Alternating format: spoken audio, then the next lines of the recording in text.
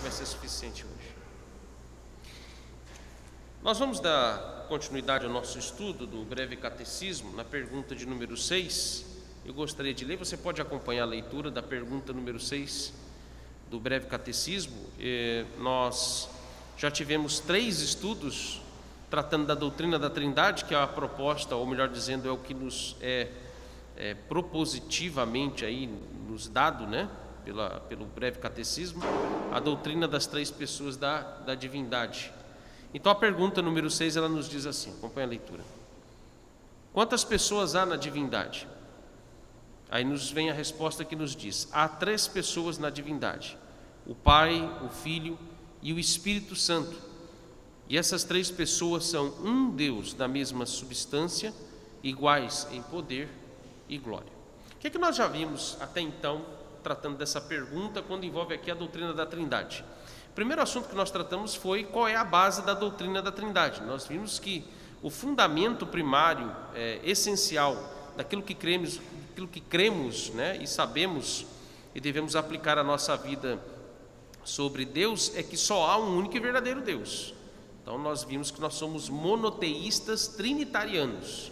Foi a primeira coisa que nós trabalhamos, inclusive com base na pergunta número 5, né, que prepara o entendimento que a gente precisa ter, a compreensão que precisamos ter da pergunta de número 6, quando trata da doutrina da Trindade. Segundo, nós vimos que a divindade ela é composta então por 3 pessoas, que é o Pai, o Filho e o Espírito Santo. E nós trabalhamos a partir disso então, em terceiro lugar, como que a Bíblia nos apresenta aqui as 3 pessoas da Trindade, ou as 3 pessoas da divindade, que é melhor colocado, né?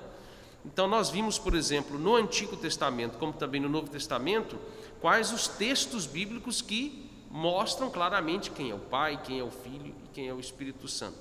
Inclusive, há alguns detalhes interessantes quando você compara a revelação da Trindade no Antigo Testamento com o Novo Testamento. Você vai perceber, por exemplo, que no Antigo Testamento as 3 pessoas da Trindade elas são mencionadas numa ordem progressiva. A revelação do Pai, do Filho e do Espírito Santo, elas vão se tornando ao longo do Antigo Testamento clara na medida em que vai aproximando a vinda de Jesus Cristo, né? Que é o que, como eu disse, a gente chama de revelação progressiva. Você tem a menção das 3 pessoas da Trindade atuando de uma maneira criacional no início ali das Escrituras, e também de maneira providencial, conduzindo, preparando a chegada do Messias. Então as 3 pessoas da Trindade elas são mencionadas não necessariamente juntas, mas uma hora você tem sim de fato a menção do Pai, a menção do Filho, mas o Filho não é chamado necessariamente de Filho explicitamente como no Novo Testamento, mas ele tem títulos. Esses títulos apontam para a divindade da segunda pessoa da Trindade, e a terceira pessoa da Trindade também como chamado ali de Espírito, ou Espírito de Deus, ou Espírito Santíssimo. E aí então, no Novo Testamento é que você vai perceber com clareza que agora, cada uma das pessoas da divindade, elas são mencionadas em grande maioria das passagens do Novo Testamento sempre juntas. O Pai se relacionando com o Filho falando com o Pai, o Filho mencionando e dizendo do Espírito Santo. Os evangelhos são carregados de texto dizendo que o Espírito Santo sempre guiando e dirigindo o Filho, enquanto aqui encarnado na terra. Você tem diversas orações de Jesus Cristo, que é o Filho de Deus, que é a segunda pessoa da Trindade, falando com o Pai, orando ao Pai. São várias orações referentes a isso. Ou seja, você tem a menção das 3 pessoas da divindade praticamente que juntas. E, por último, as 3 pessoas da Trindade sempre demonstrando uma unidade entre eles. Uma unidade que é perfeita, tá? Bom, hoje o que nós vamos tratar? Nós vamos tratar então da doutrina da propriedade das 3 pessoas da divindade. Essa doutrina que chama-se propriedade das 3 pessoas da Trindade, logo de imediato, para você não ficar confuso, se você depois observar, só aqui uma consideração, irmãos, no seu, aí a liturgia que está impressa, você tem um esboçozinho rápido ou bem curto do estudo que a gente está desenvolvendo. Então, com base nisso aqui, você já pode ter uma ideia, uma noção do que nós vamos ir tratando e desenvolvendo. No ponto 5, aliás, no ponto 6 e no ponto 6, né? No ponto 6, nós temos aí a sugestão de você ler a pergunta número 10 do Catecismo Maior, porque esse assunto que eu vou tratar, ele está ali com clareza na pergunta número 10. Já eu vou ler essa pergunta e resposta aqui com vocês do Catecismo Maior. E também as passagens bíblicas que você pode reler em casa com mais calma. Essa doutrina, basicamente, da propriedade das três pessoas da divindade, ela fala da relação que existe entre as três pessoas. Esse é o propósito de tratarmos desse tema que se chama propriedades das três pessoas da Trindade. Veja, 3 considerações que eu quero fazer sobre isso, ou antes de começar esse assunto. Em primeiro lugar, a gente precisa lembrar que a doutrina da Trindade, ela nos é apresentada de forma propositiva. O que significa a doutrina da Trindade apresentada nas Escrituras de forma propositiva? Significa que as Escrituras, em primeiro lugar, ela revela, ela dá testemunho, ela expõe a doutrina da Trindade, ela deixa claro para nós que a doutrina da Trindade, ela está ali revelada para nós. Segundo lugar, a doutrina da Trindade, ou das três pessoas da divindade, ela também é declarativa. O que quer dizer com declarativa? A Bíblia só não fala da Trindade, a Bíblia também dá ordens para que a gente adore o Deus Trino. Por isso que ela é declarativa, porque ela também envolve matéria tanto de fé, porque é uma declaração de fé. As Escrituras falam do Deus Trino, do Pai, do Filho e do Espírito Santo, nos dando a exigência de crer nas coisas que ela nos expõe, no que ela nos revela, como também não apenas crer, não apenas confiar, mas também devotar a nossa vida ou adorar as três pessoas da Trindade, as três pessoas da divindade. Então, repetindo, as Escrituras nos mostram ou nos revela as três pessoas da divindade de forma propositiva e também declarativa. É o primeiro ponto que a gente precisa considerar para entender o que nós vamos tratar aqui agora, que é o terceiro ponto. Ou seja, a Bíblia também, quando ela de forma propositiva e também de forma declarativa, ela fala da Trindade, ela também nos mostra quais são as propriedades de cada uma das pessoas da divindade. Propriedades aqui diz respeito, em primeiro lugar, àquilo que é próprio de cada uma delas, porque veja, nós temos três pessoas onde cada uma delas possui uma consciência.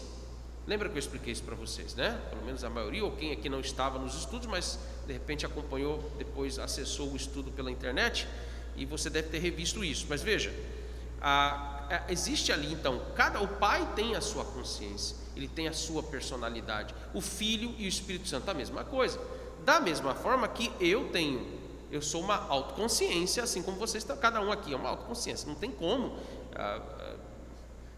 como eu pensar pela Raquel. Como é que vai fazer? Não existe isso. Esse é um dos mistérios que Deus nos mostra, nos dá. Por mais que a gente não consiga entender como que isso funciona, mas é uma das coisas maravilhosas que coadunam, que se harmonizam perfeitamente com a soberania dele, com os decretos dele, inclusive. Ele decretou todas as coisas, ele guia, dirige todas as coisas soberanamente, inclusive os nossos pensamentos, as nossas decisões, mas sem que isso afete a nossa consciência, a nossa liberdade de consciência e as nossas decisões. Ou seja, nós não somos robôs. Aqui ninguém é androide, ninguém aqui é exterminador do futuro, né?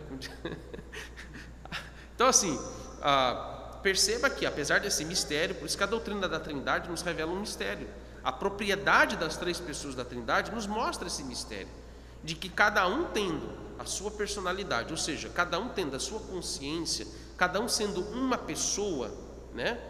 Ao mesmo tempo, eles se relacionam, ou eles possuem uma relação, que essa relação os tornam um ser, os tornam, em três pessoas, um único Deus, tanto naquilo que diz respeito à natureza deles, a essência da qual eles têm, eles são da mesma essência, como a gente acabou de ler aqui na pergunta número 6, é esse último trecho que diz respeito às propriedades da Trindade. Olha o último trecho, volte de novo aos seus olhos a resposta da pergunta 6 do breve catecismo, está aí no início, né?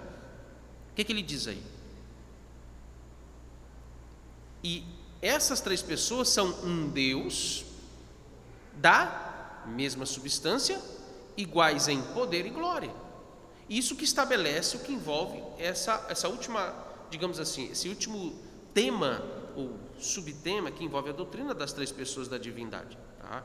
Que aí tem essas propriedades. Então essas propriedades diz respeito exatamente àquilo que envolve, em primeiro lugar, cada particularidade deles, como ao mesmo tempo também essas particularidades elas não entram em conflito, é uma relação perfeita. Deixe-me dar um exemplo então de como que aqui, por exemplo, o catecismo maior, porque aqui nós estamos estudando o breve catecismo, né?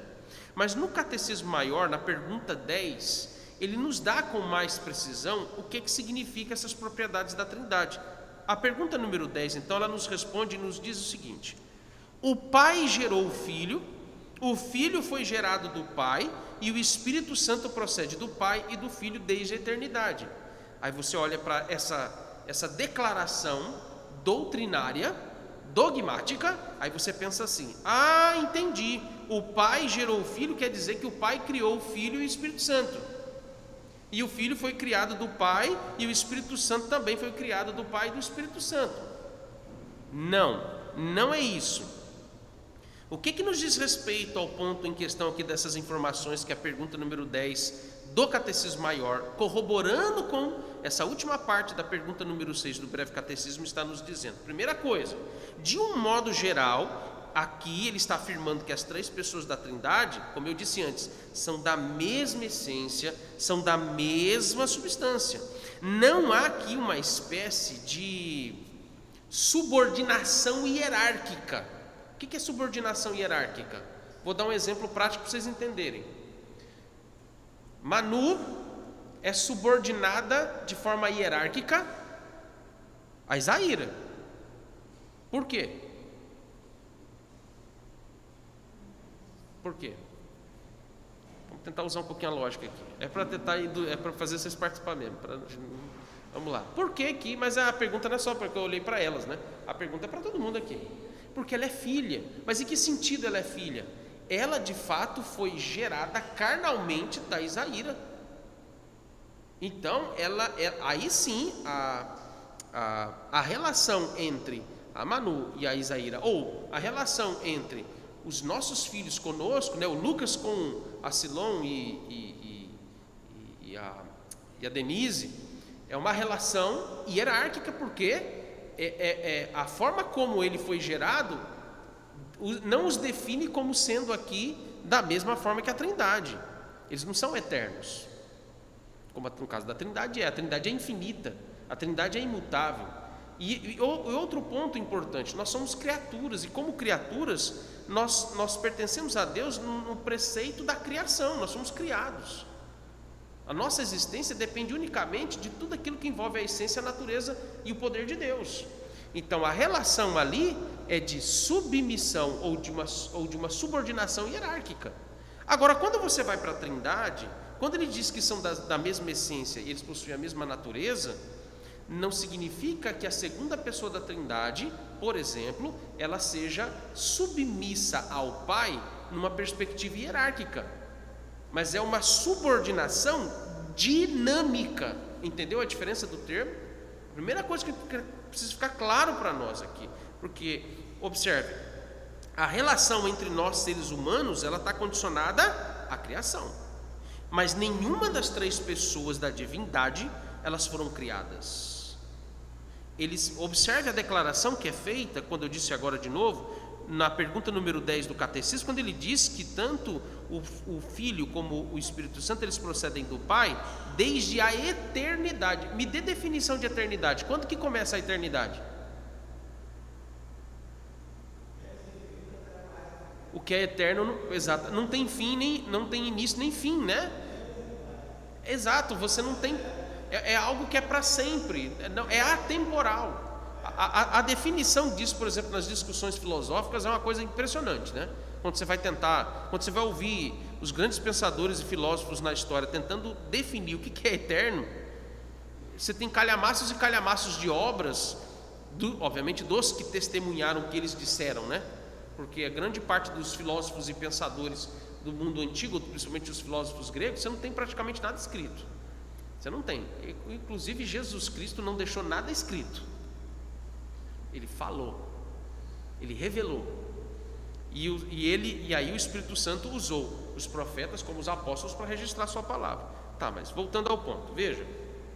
Eles são eternos. A única definição que a gente pode ter das três pessoas da Trindade quanto às suas propriedades, a relação que há entre eles, é que eles são eternos. Mas o que significa então ser gerado e proceder?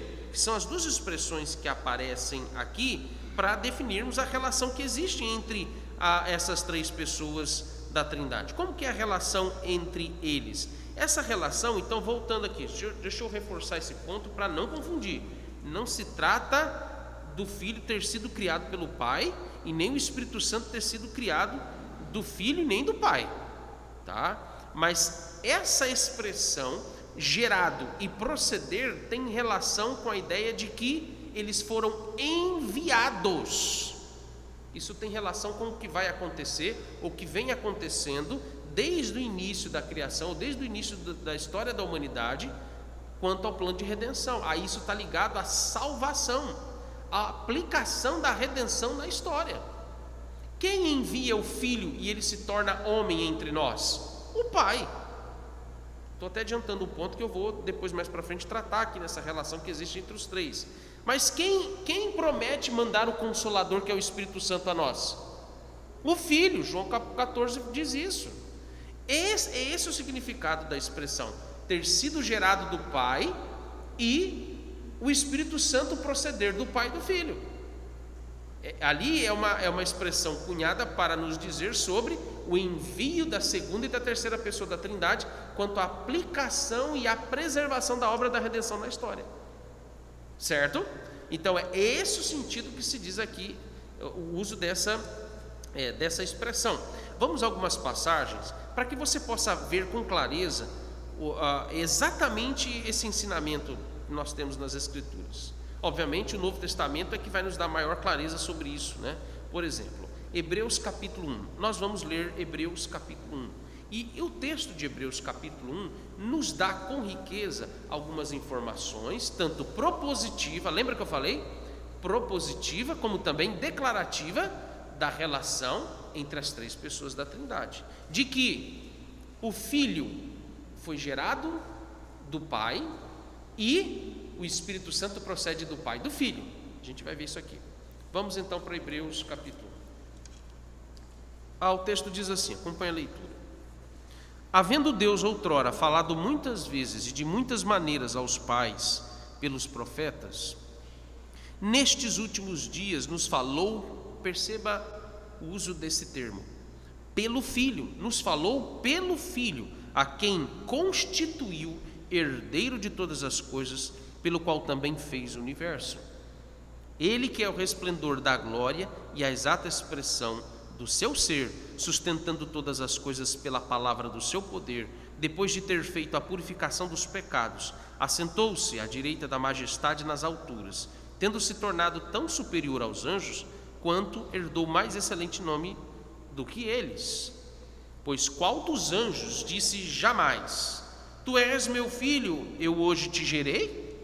Ou outra vez, eu lhe serei pai e ele me será filho? E novamente, ao introduzir o primogênito no mundo, diz: E todos os anjos de Deus o adorem. Ainda quanto aos anjos diz: Aquele que aos seus anjos faz ventos e a seus ministros labareda de fogo. Mas acerca do Filho, ele diz: O teu trono, ó Deus, é para todo sempre, e cetro de equidade é o cetro do seu reino.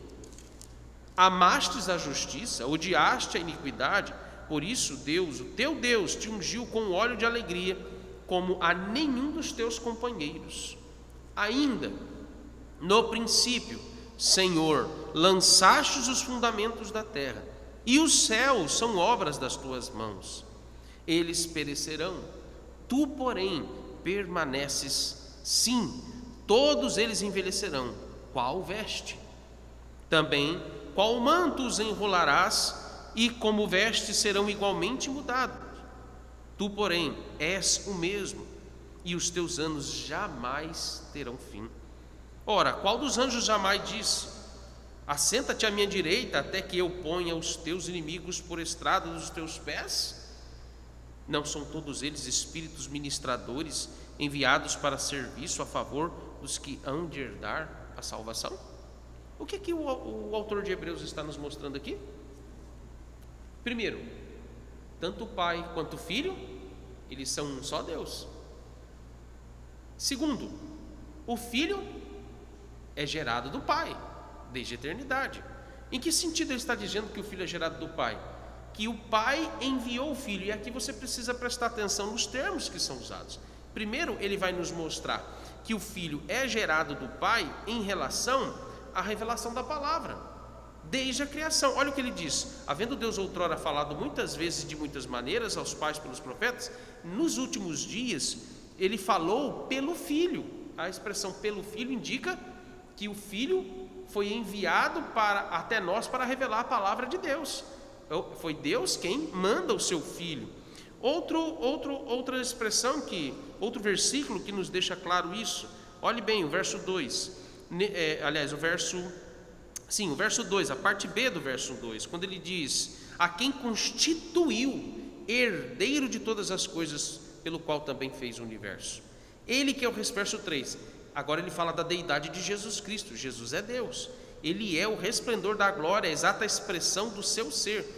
Aqui essa declaração que diz exata expressão do seu ser, ele está dizendo que o Filho é igual ao Pai na essência e na natureza, na divindade. Olha que coisa fantástica, sustentando todas as coisas pelo poder da palavra, pela palavra do seu poder. Depois de ter feito a purificação dos pecados, ele se assentou à direita da majestade nas alturas, tendo se tornado tão superior aos anjos, quanto herdou mais excelente nome que eles. Ou seja, na revelação de todas as coisas e na criação, Jesus foi enviado pelo Pai. Outro ponto importante do restante, do verso 5 ao 14, quando ele diz que Jesus é superior aos anjos, em que sentido? Os anjos não podem ser equiparados a Jesus Cristo na sua personalidade e na sua natureza, porque Jesus é Deus. Inclusive isso corrobora quando é dito ou nos é lembrado em 1 Tessalonicenses, quando o apóstolo Paulo adverte lá os crentes de Tessalônica que eles jamais poderiam adorar anjos. Não se deve orar para anjos e nem considerar os anjos como equiparados em poderes e glória para fazer alguma coisa a nosso favor. Isso é errado, isso é idolatria. Mas observe, ele considera várias passagens de alguns salmos nas Escrituras do Antigo Testamento, falando da relação entre o Pai e o Filho. Um único exemplo, porque aqui ele cita vários salmos, ou alguns salmos, mas um dos exemplos é o Salmo 2, verso 7. Alguém pode ler, por favor? Salmo 2, verso 7. O que nos diz o Salmo 2, verso 7? Há uma distinção de tratamento entre o Filho de Deus equiparado aos anjos, Esse é o primeiro texto, talvez o texto que mais fortemente nos deixe isso claro. Salmo 2, verso 7, quem encontrou pode ler.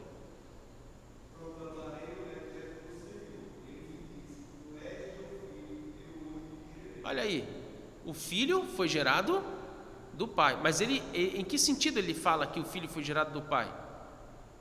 Ele envia o Filho, e ele chama o Filho, e o Pai reconhece o Filho como sendo Deus, tanto quanto o Pai também é.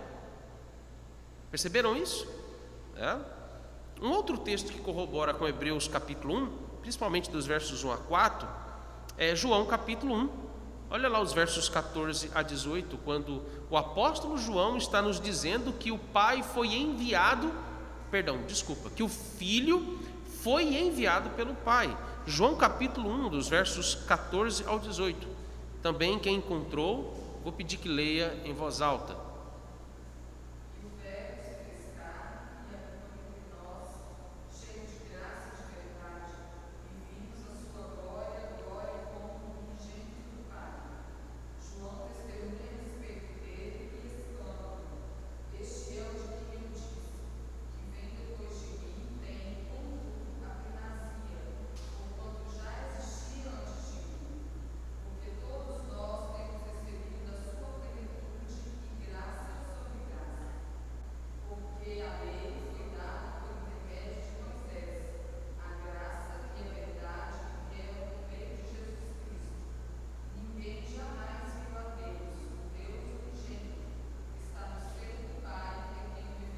Olha que interessante. Aí nós aprendemos, inclusive, algumas coisas. Primeiro, que o Pai e o Filho possuem a mesma divindade.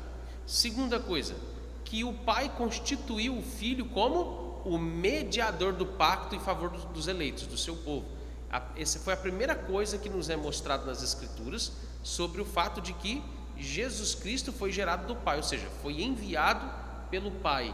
Ou seja, ele se torna, a primeira coisa, Jesus se torna o mediador do pacto, o penhor do pacto. Terceira coisa que a gente aprende, que está ligado a Hebreus 1, do verso 1 ao 4, de Jesus ser o revelador do Pai. Quando ele vai dizer no finalzinho, no verso 18, quando ele diz que ninguém jamais viu a Deus, ou seja, ninguém jamais viu e jamais verá. Aí deixa eu fazer uma pergunta, acho que vocês vão lembrar disso, né? Quando estivermos no novo céu e nova terra, nós vamos ver as 3 pessoas da Trindade? Nós só vamos ver quem? Só Jesus, porque Jesus, ele sendo Deus, se tornou homem, e ele não perdeu, desde quando ele se tornou homem, na sua encarnação, ele foi depois da sua ressurreição, a partir da sua ressurreição ele foi glorificado. O corpo dele está glorificado, e ele está tanto na sua natureza divina, como também na sua natureza humana perfeita, ele está diante do Pai. Ele é o único que tem corpo, que tem alma, e que sendo Deus, olhe bem, e que sendo Deus, ele é o único que vê o Pai e que vê o Espírito Santo, porque ele é Deus. Nós não podemos ver nem o Pai e nem o Espírito Santo, mas nós veremos Jesus Cristo porque ele tem um corpo. E nós vamos ver Jesus Cristo, que é a segunda pessoa da Trindade, o Filho de Deus, porque nosso corpo vai ser glorificado como o dele. Nosso corpo não terá mais pecado. Por isso que aqui em Hebreus, no verso 3, ele diz: depois de ter purificado, nos lavado de todos os pecados dos eleitos, ele agora intercede por nós até o dia da consumação da nossa salvação, até o dia da nossa glorificação. E então, no novo céu e nova terra, nós teremos comunhão plena com o Pai e com o Espírito Santo por meio do Filho. A pergunta de um dos discípulos de Jesus, quando ele lembra de Filipe, Pai, mestre, mostra-nos o Pai, né? E aí Jesus diz o quê? Quem vê a mim, vê ao Pai. Deixando claro, corroborando claramente com João capítulo 1, verso 18. Nisso, observe então, primeiro, Jesus nos é mostrado como a palavra de Deus ao seu povo, porque ele é enviado como a palavra de Deus pelo Pai. Jesus é o herdeiro do Pai, de todo o mundo, de todo o universo, como o verso 2 aí diz. Jesus é o resplendor da glória do Pai, como diz o verso 3. Jesus, ele tem poderes tanto quanto o Pai, e ele está sentado à direita de Deus Pai. Esse é o início do capítulo 1, que mostra, olhe bem, as atribuições, que são as propriedades da segunda pessoa da Trindade, junto com o Pai. A relação deles, una, perfeita. Tá? Segundo ponto, que o autor de Hebreus nos relaciona: o lugar dos anjos em relação a Jesus e também a Deus Pai. Há uma relação diferenciada, porque em nenhum momento o Pai chamou os anjos de seu filho amado, como ele chamou Jesus, ou ele chama a segunda pessoa da Trindade. Os anjos é que tem que adorar o Filho, como também o Pai. Os anjos é que são apenas mensageiros e servos do Pai e do Filho, e somente Jesus é que possui um trono de glória para todo sempre. Terceiro, Jesus ele possui uma supremacia em relação a todas as suas criaturas. Supremacia esta que não pode ser equiparada nem aos homens e nem aos anjos. E aí o fato de Hebreus capítulo 1, lá no verso 3, em especial, ele dizer que Jesus é o resplendor da glória do Pai, significa que Jesus ele possui a mesma deidade ou divindade que o Pai. Tá? E, por fim, o terceiro ponto aqui é: o Espírito Santo ele procede do Pai e do Filho. Em que sentido ele procede do Pai e do Filho? É quanto à sua função em toda a obra que foi designada pelo Pai e também pelo Filho, quando ele é enviado ao mundo. E aí isso tem relação, 2 textos apenas, que vão fundamentar muito bem isso. João capítulo 14, verso 26, Vou pedir que alguém leia, e uma outra pessoa leia Gálatas capítulo 4, verso 6. João capítulo 14, verso 26 e Gálatas capítulo 4, verso 6.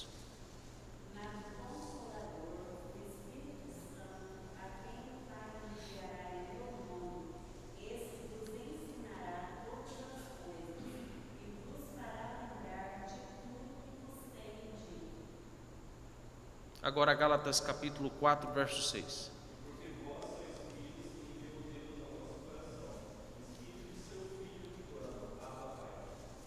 Perceber então o Espírito Santo sendo enviado pelo Filho e também o Espírito Santo sendo enviado pelo Pai. As duas passagens estão nos mostrando isso, ok? Onde é que isso nos leva então? A economia da Trindade. Vocês lembram que eu expliquei sobre isso? Quantos aqui conhecem o que significa a expressão economia da Trindade? Entra na doutrina da propriedade das três pessoas da Trindade. A palavra economia, alguém sabe me definir o que é economia? Vamos a definir. Tem alguém aqui formado em economia? Vamos definir economia. A palavra economia, na essência, a gente tende a pensar a economia como sendo reter, né? Nós estamos passando por uma crise econômica, uma crise financeira. Aí o que a gente faz?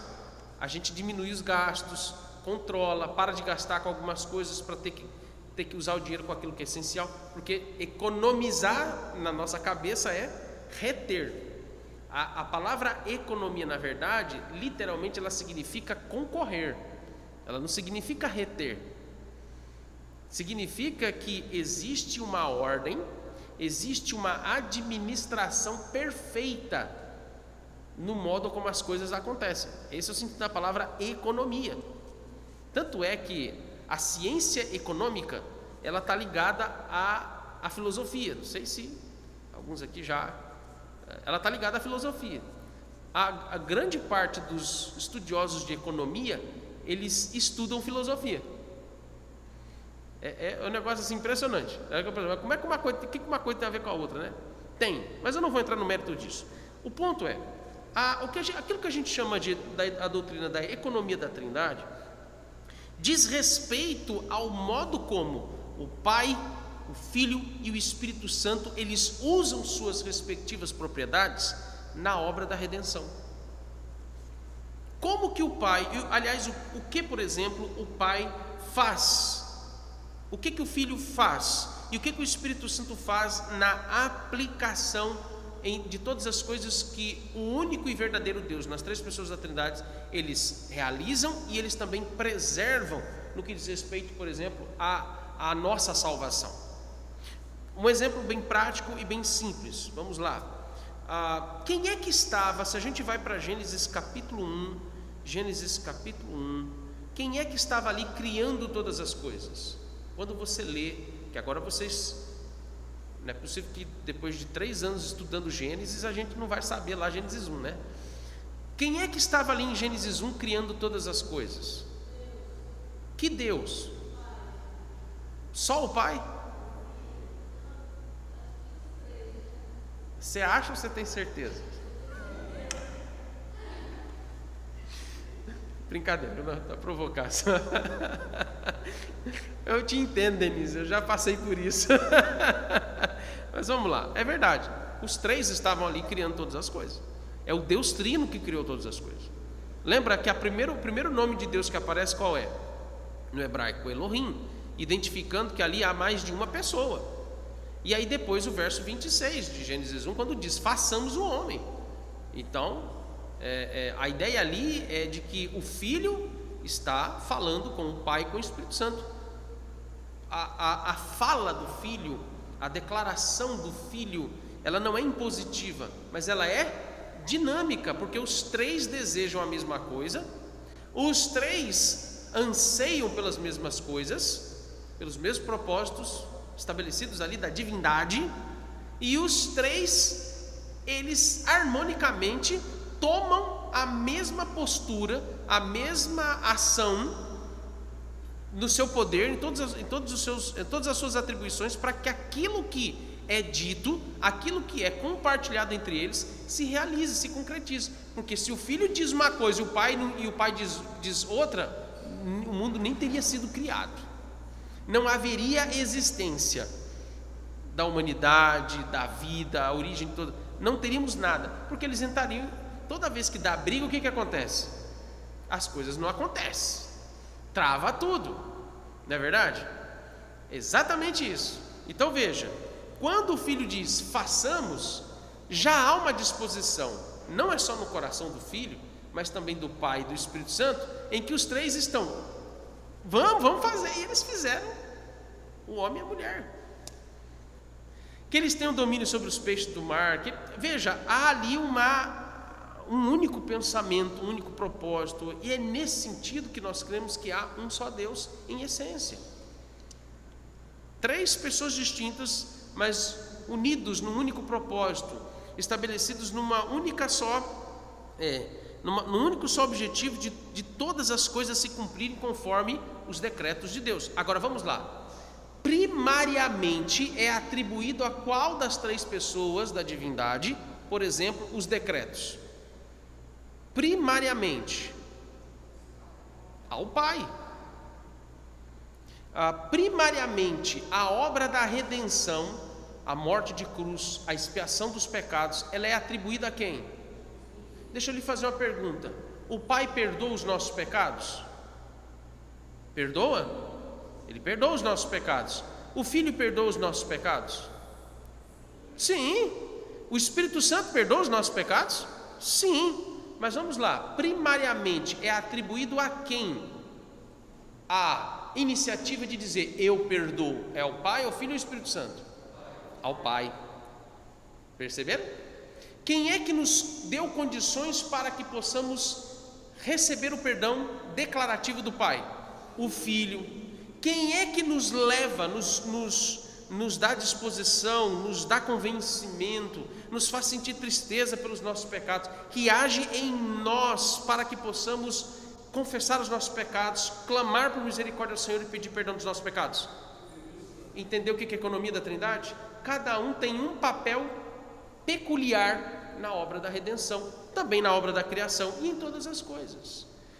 Veja, isso é só o que a Bíblia diz, porque na verdade é incompreensível, se não dizer que muitas coisas não são ocultas e misteriosas, sobre a quantidade de coisas que envolvem o papel, atribuições do Pai, do Filho e do Espírito Santo em tudo aquilo de coisas que a gente nem sabe que existe, de coisas que acontecem que nós nem sabemos que estão acontecendo, mas que o Pai, o Filho e o Espírito Santo eles estão realizando.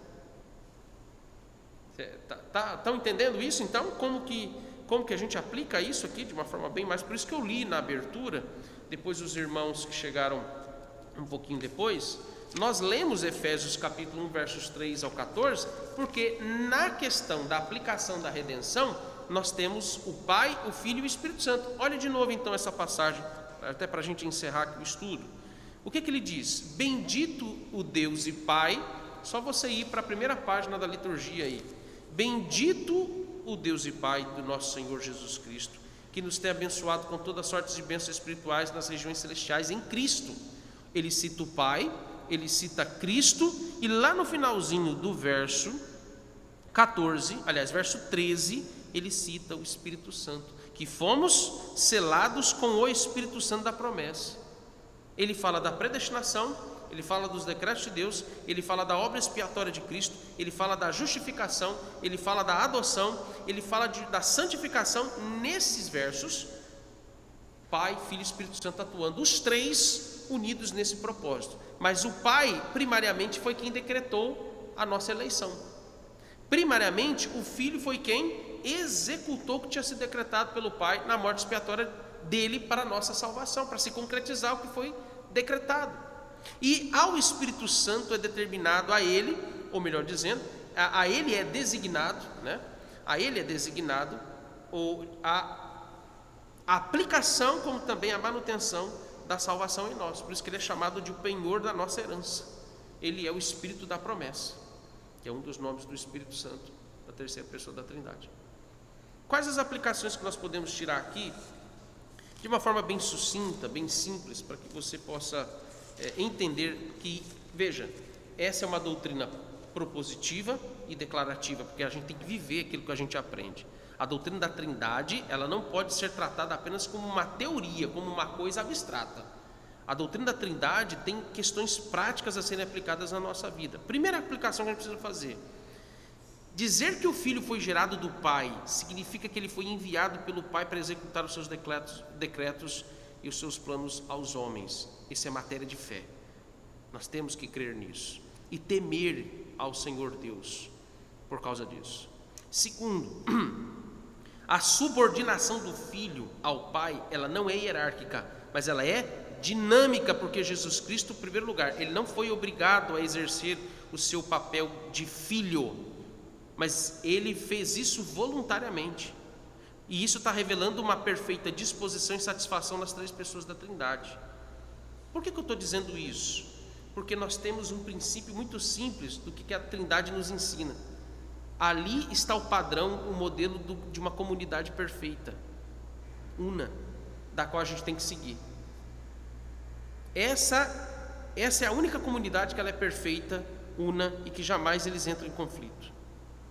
Terceira aplicação que a gente precisa trazer: da mesma forma, quando diz que o Espírito Santo ele procede do Pai e do Filho, significa que o Espírito Santo ele nos foi enviado para que eles também realizem os seus respectivos desígnios e propósitos em nos sustentar, preservar a nossa fé, preservar o nosso coração na esperança da volta de Jesus Cristo e da consumação da nossa salvação. Olha como que isso é importante quando a gente está em situação de crises, em situações de angústia, de agonia, de medos, situações de desespero. O Espírito Santo ele é enviado pelo Pai e pelo Filho. O sentido aqui é o quê? É que ele é um envio permanente, jamais ele se retira, por isso que ele é chamado de Espírito da promessa. Quarta aplicação: o Deus Trino nos revela um padrão de unidade, de comunhão, de um conselho perfeito que jamais entra em conflito. Em que sentido isso se aplica à nossa vida diária? Por exemplo, há algumas coisas na criação que elas funcionam exatamente no mesmo modelo estabelecido da Trindade. Por exemplo, o casamento entre o homem e a mulher. O que Gênesis capítulo 2, verso 24 nos diz sobre o que é o casamento? Por isso se tornarão os dois uma só carne. O homem se unirá à sua mulher e os dois se tornarão uma só carne. Olha o princípio da unidade. São pessoas distintas, homem e mulher, com propriedades distintas, porque o homem é uma coisa, a mulher é outra, né? Entenderam? Olha que a Trindade vai de confronto direto ao homossexualismo, na lata. Existe o Pai, o Filho e o Espírito Santo. O Pai não é o Filho e o Espírito Santo, entendeu? E um não pode querer o lugar do outro. Da mesma forma, homem não pode, entendeu? Um não pode tomar o lugar do outro no casamento. Há propriedades distintas, há funções distintas, o papel do homem e o papel da mulher. Quando cada um cumpre o seu papel, o que acontece? Os dois são uma só carne. Ali uma só carne não é só o sexo, é tudo. No papel que eles devem exercer na relação, no casamento. A própria família, na sua estrutura mais completa, quando você percebe, por exemplo, a relação entre os pais e os filhos. A relação, a gente até falou isso no início, né? A relação entre os pais e os filhos, a família como uma unidade, respeitando as suas respectivas funções e papéis, ali na família. O que a Bíblia o que Paulo nos diz em Efésios 6? Filhos, obedecei os vossos pais, porque esse é o primeiro mandamento com promessa. Honra o teu pai e tua mãe para que se prolonguem os seus dias na terra. Pais, não provoquei a ira aos filhos, mas conduzi na disciplina e na correção, na demonstração do temor do Senhor. Cada um cumpre o seu papel. Existem propriedades peculiares a cada um deles, que os tornam unos se eles cumprirem isso. Por fim, um outro exemplo é a igreja. Paulo em 1 Coríntios capítulo 12 chama a igreja de quê? De um só corpo, mas esse corpo tem uma cabeça. Esse corpo tem vida porque a cabeça está nela. Corta a cabeça, o corpo morre. Então veja, a igreja é o corpo de Cristo. E Cristo é a cabeça da igreja.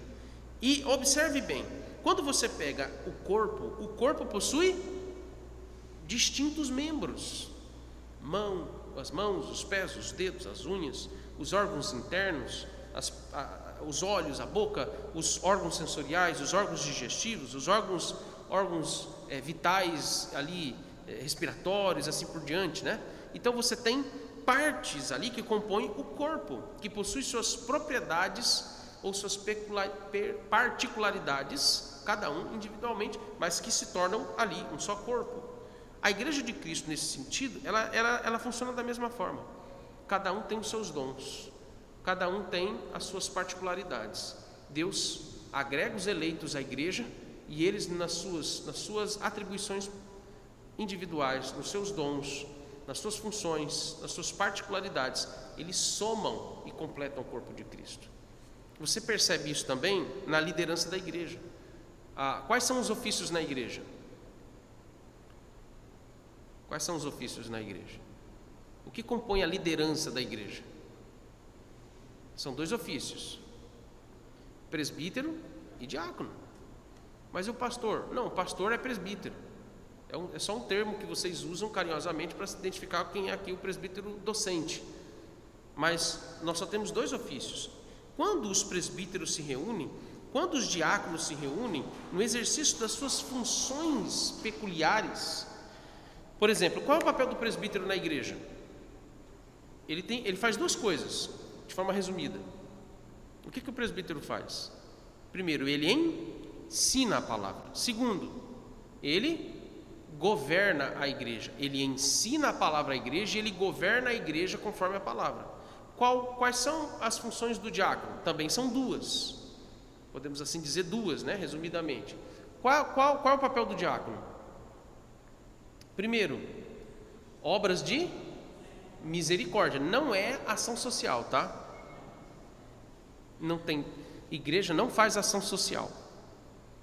Igreja não é organização social. Igreja é uma organização espiritual. Qual é o papel dos diáconos? Liderar a igreja, conduzir a igreja no trabalho de obras de misericórdia. Aspectos materiais, dar assistência a irmãos que estão com algum problema financeiro, com alguma coisa muito séria, uma crise que abate a cidade, o país, e aí os diáconos eles vão atuar junto com os membros da igreja em dar assistência àqueles que estão em falta, quanto à falta de comida. É o papel do diácono, obras de misericórdia. E qual é o segundo papel do diácono?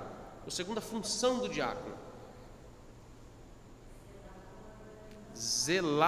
Exatamente, zelar pela administração, tanto da ordem do culto, como também do patrimônio da igreja. Tanto é que são eles que recolhem os dízimos e as ofertas. Jamais pastor e presbítero pega em dinheiro. Jamais. Quem é que é chamado e convocado para administrar os bens, os recursos da igreja? Para fazer a coleta da oferta, fazer a contagem e comunicar ao conselho que a contagem deu tanto. E entra lá e a única coisa que o conselho faz é: vamos nos reunir para ver como que isso vai ser gerido. Jamais se pega em dinheiro. Quem tem que conduzir isso e fazer a coleta disso e depositar lá no banco, no nosso caso, são os diáconos. Esse é o trabalho deles. E inclusive existe uma comissão que fiscaliza isso dentro da igreja. O trabalho dos presbíteros diáconos quanto a esse cuidado, esse zelo do que entra e do que sai dos recursos da igreja. E a ordem do culto. É responsabilidade deles também auxiliar os presbíteros quanto ao cuidado para que haja a máxima atenção para que o culto aconteça na ordem, e não apenas na ordem, mas também, porque veja, por que tem que ter ordem no culto? Para que todos ouçam com atenção a palavra. Agora você pega tudo isso e aí você vê, em todas essas funções distintas, nesses trabalhos distintos, a igreja é um só corpo. Entenderam? Essas são as aplicações que a gente pode tirar do que envolve as propriedades das três pessoas da divindade. Eu teria muito, eu não falei nem a metade das coisas que eu escrevi aqui. Eu fiz um resumão, tá? Havendo alguma dúvida, alguma pergunta